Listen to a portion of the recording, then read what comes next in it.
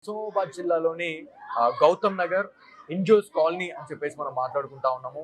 So ఇక్కడ జ్ఞాన సరస్వతి అమ్మవారి ఆలయానికి అయితే మనం రావడం జరిగింది. ఈ అమ్మవారికి చాలా మహిమలు ఉన్నాయని చెప్పేసి కూడా మనకైతే తెలుసా ఉంది. ఈ రోజు సంకష్టహార చతుర్థి రోజున ఇక్కడ పూజాది కార్యక్రమాలు, దాంతో పాటు వందలాది మంది ఇక్కడికి వచ్చి అన్న ప్రసాదం కూడా స్వీకరించే పరిస్థితి కూడా ఉంటుందని చెప్తా ఉన్నారు. ఇక్కడ ఆలయం గురించి ఖచ్చితంగా మనం మాట్లాడదాం. మనతో పంతులు గారు అయితే ఉన్నారు. ప్రసాద్ గారు నమస్తే అండి. సో ఇక్కడ అమ్మవారి ఆలయం గురించి మాట్లాడుకుంటే, జ్ఞాన సరస్వతి అమ్మవారి ఆలయం చాలా విశిష్టత కలిగినటువంటి ఆలయంగా చెప్తా ఉన్నారు. మహిమలు కూడా చాలా ఉన్నాయి. వచ్చి ఇక్కడ మొక్కుతే చాలు కోరిన కోరికలు కూడా తీరుతున్నాయి అని చెప్పేసి చాలా మంది భక్తులు చెప్తా ఉన్నారు. సో దీని గురించి ఏం చెప్తారా? అమ్మవారు ప్రతిష్టాపన అయినప్పటి నుంచి చాలా పవర్ఫుల్. ప్రతి నవరాత్రి ఉత్సవాలు కానివ్వండి, వసంత పంచమి కానివ్వండి, చాలా ప్రతి నెల అమ్మవారి మూలా నక్షత్రం ఉంటుంది. అప్పుడు అభిషేకాలు మరియు శుక్రవారం కూడా అభిషేకాలు ఉంటాయి అమ్మవారికి. అమ్మవారు కూడా ఆ మహిమలు, పూజ విధానం, పూజ చేసే విధానం, ఆ పవర్ తోటి అమ్మవారు కూడా రాత్రి 3:30 అమ్మవారు గజ్జల చప్పుడు కూడా ఇక్కడ వినపడడం జరుగుతుంది. పక్క ఉన్న వాళ్ళు రాములు పంతులు గారు ఈ విషయం మాకు తెలిపారు. మాకు కూడా స్వయంగా ఎక్స్పీరియన్స్ అయింది. ఇక్కడ ఒక వైబ్రేషన్ ఉంటుంది.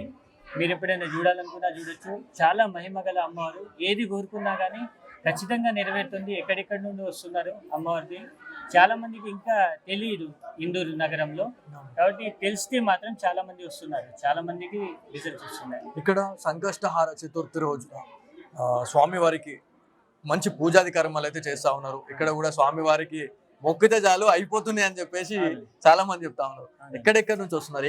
ఎక్కడెక్కడ ఏ ప్రాంతాల నుంచి ఎక్కువ వస్తున్నారు? ఇక్కడ వినాయక్ నగర్, గాయత్రి నగర్, మళ్ళీ పులాంగ్ చౌరస్తా, మళ్ళీ గంగాస్థాన్, మళ్ళీ గాయత్రి నగర్, ఇక్కడ నుండి వస్తున్నారండి. శివాజీ నగర్ నుండి కూడా వస్తున్నారండి. అంటే ఇంచుమించు ఎంతమంది వచ్చే అవకాశం ఉంటది? ఇక్కడ అన్నదాన కార్యక్రమం కూడా మీరు చేస్తా ఉన్నారు. అన్న ప్రసాదం కూడా మీరు వితరణ చేస్తా ఉన్నారు. సో దీని గురించి ప్రతి నెల మినిమం 400 మంది వస్తారండి. 400 మంది అన్నం ప్రసాదం స్వీకరించే వెళ్తారు. చాలా అద్భుతంగా ప్రతి నెల మనకు 7:30 పూజ ప్రారంభమవుతుంది. పూజ అనంతరం ఎవరైతే ఒకబొద్దు ఉన్న వాళ్ళు ఉంటారో, నార్మల్ పబ్లిక్ ఉంటారో, వీళ్ళందరికీ భోజనం ఏర్పాటు చేయడం జరుగుతుంది ప్రతి నెల.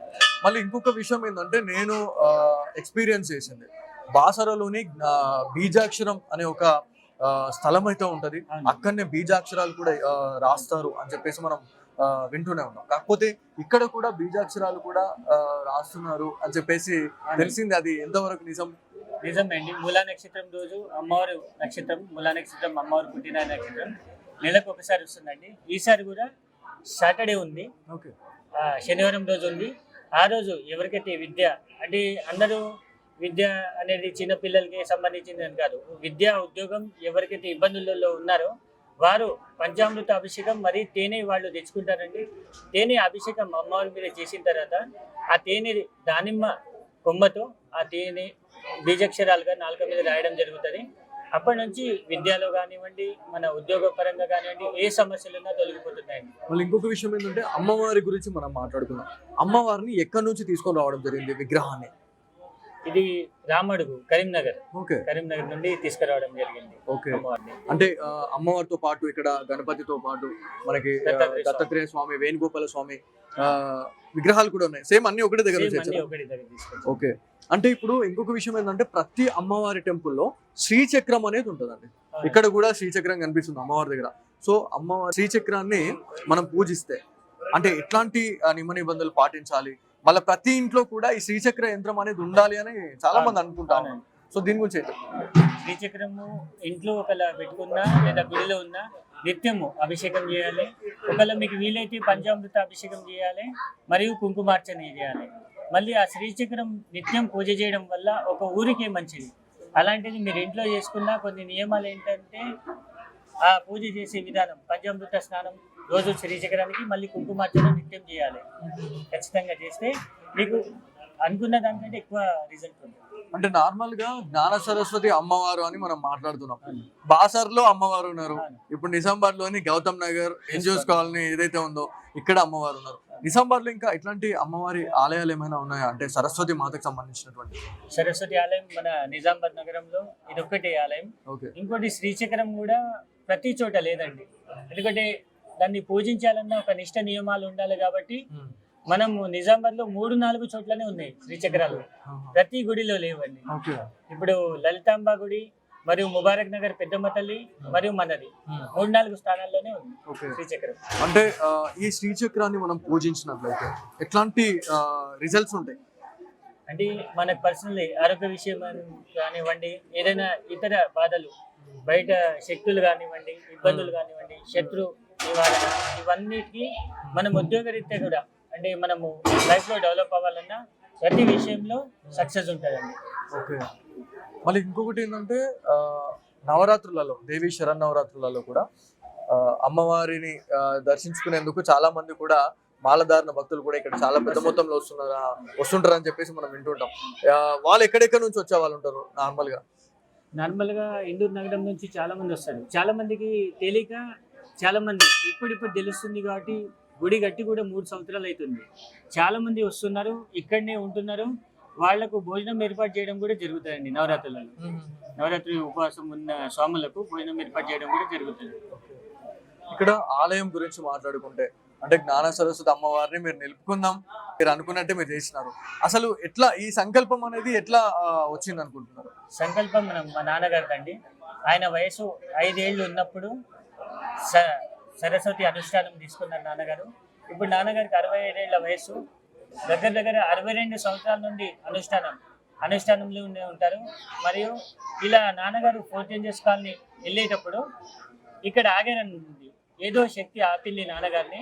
ఆగేసరికి ఈ స్థలం కూడా నాన్నగారికి ఒక పరిచయం ఉందామనే ఆ రోజే పిలవడం, నాన్నగారిని పిలిచి స్వామి ఈ స్థలం నేను అమ్మాలనుకుంటున్నాను, ఈ స్థలం ఎవరికైనా చూడండి అంటే, అమ్మ నేనే తీసుకుంటాను, నేను స్వయంగా నేనే ఇక్కడ సరస్వతి అమ్మవారిని నిలుచుకుంటాను అని అనగానే ఆమె అప్పుడు ధర చాలా ఉన్నా కానీ 10 లక్షల రూపాయలకి ఇచ్చేసి మీరు గుడి కట్టుకోండి అయ్యా అని ఇచ్చారు వాళ్ళు కూడా. సో నిజంగా అంటే ఎంత సంకల్పం ఉంటే గానీ అమ్మవారి ఇక్కడికి రావడం అనేది నిజంగా అదొక మహిమ అని చెప్పుకోవాలా. సో ఇక్కడ నార్మల్ గా మనం ఆల్రెడీ మాట్లాడుకుంటున్నాం సంకష్టహార చతుర్థి. సో అంటే ఏంటి స్వామివారిని పూజించడం వల్ల ఎట్లాంటి పుణ్య ఫలితాలు లభించే అవకాశం ఉంటుంది? సంకటహార చతుర్థికి ఉపవాస దీక్ష మరియు స్వామివారిని పూజించడం వల్ల ఇలాంటి సంకటహార చతుర్థి అంటేనే సంకటాలు నివారణ, సంకటం దూరం చేయడం వినాయకుడు. అంటే ఆ సంకటాలు తొలగించాలని వీళ్ళు ఉపవాస దీక్ష చేస్తారండి. పొద్దున్న నుంచి సాయంత్రం వరకు వీరేం కూడా తినరండి. సాయంత్రం ఎప్పుడైతే చంద్రోదయం అవుతుందో అప్పుడు చంద్రుడిని చూసి భోజనం చేయడం జరుగుతుంది. దీనివల్ల అంటే చాలా మంది ఒక పొద్దు ఎప్పుడు పట్టాలనే ఆలోచన కూడా ఉంటుంది. ఎప్పుడైతే అంగారక సంకష్టి అంటే మంగళవారం రోజు, వినాయకుడు రోజు మంగళవారం, ఆ రోజు వచ్చినప్పుడే ఎవరైనా ఫస్ట్ టైం ఉపవాస దీక్ష సంకటహార చతుర్థి పట్టాలనుకున్న వాళ్ళు అంగారక సంకష్టి మంగళవారం రోజు పట్టచ్చు. అంటే కొత్తగా మేము పట్టాలనుకుంటున్నాం అని అనుకుంటే ఎన్ని వారాలు ఎన్ని మంత్స్ అనేది ఇట్లా నార్మల్ గా? అంటే మినిమము ఒక 11 వారాలు లేదా 16 వారాలు లైఫ్ లాంగ్ చేసినా మీకు లాభమే ఉంటుంది కానీ నష్టం ఉండదు. చాలా ఫ్రీగా ఉంటుంది మీకు మైండ్ రిలీఫ్. నార్మల్ గా అంటే జాబ్ చేసే వాళ్ళు కూడా ఉంటారు, వాళ్ళు ఉపవాసం ఉంటే చాలా ఇబ్బంది ఉంటది కూడా. సో వాళ్ళు ఎట్లాంటి ఆహారం తీసుకునే అవకాశం ఉంటుంది? అంటే ఫ్రూట్స్ కావచ్చు అట్లాంటివి? అవును, ఫ్రూట్స్ తీసుకోవచ్చండి. ఫ్రూట్స్ కి ఇబ్బంది లేదు. పాలు, ఫ్రూట్స్ పాలు, ఇంకా ఈ సాబుదానా చేసుకుంటారు అవి కూడా తీసుకోవచ్చు. సాయంత్రం వరకు మాత్రం ఒక పొద్దు ఉపవాస దీక్ష కంటిన్యూ చేయాలి. ఒకవేళ చంద్రోదయం నాడు చంద్రుడు కనబడకపోతే తమలపాకు మీద గంధంతో చంద్రుడిని వేసి అది చూసి ఉపవాస దీక్షను విరమించుకోవచ్చు. ఓకే. మళ్ళీ ఇంకోటి ఏంటంటే వినాయకుడు అనగానే గరక అంటే చాలా ఇష్టం అని అంటారు. అంటే స్పెసిఫిక్ గా ఈ రోజు సంకష్టహార చతుర్థి రోజు గరకతో స్వామి వారికి పూజిస్తే ఎట్లాంటి పుణ్య ఫలితాలు ఉంటాయి? చాలా అద్భుతం. అంటే 1000 జన్మల పుణ్యం. చాలా అంటే చాలా. మనం ఏదైతే మనసులో సంకల్పం కానీ కోరికలు ఉన్నా కానీ గరక ఎక్కించడం వల్ల అంటే ఏది ఉన్నా మనం అనుకున్న నెరవేరుతాయండి. గరక పూజ వల్ల. గరక ఇంకా స్వామివారికి, వినాయకుడు స్వామివారికి మోదకాలు అంటే చాలా ఇష్టం.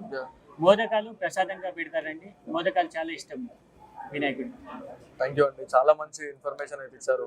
ఎందుకంటే నిజామాబాద్ లో అంటే మనము నిజామాబాద్ అనకనే ముందే ఇందూర్ అని చెప్పుకోవాలా, హిందువులకు కంచుకోటగా. సో మళ్ళీ ఇంకొక విషయం ఏంటంటే మీరు ప్రతి ఫ్రైడే రోజు కూడా అంటే శుక్రవారం రోజున సో అమ్మవారికి పూజాది కార్యక్రమాలు చేస్తూనే RSS ఆధ్వర్యంలో కూడా నార్మల్ గా కొంచెం అంటే ఆధ్యాత్మికంగా పరంగా కూడా మీరు చేస్తున్నారు అని చెప్పేసి మాకు తెలిసింది. సో దాని గురించి ఏం చెప్తారు? నేను ఆర్ఎస్ఎస్ 15 సంవత్సరాలు అండి హిందూ వాహినిలో. ఇప్పుడు టౌన్ ప్రెసిడెంట్గా చేశాను 2012లో.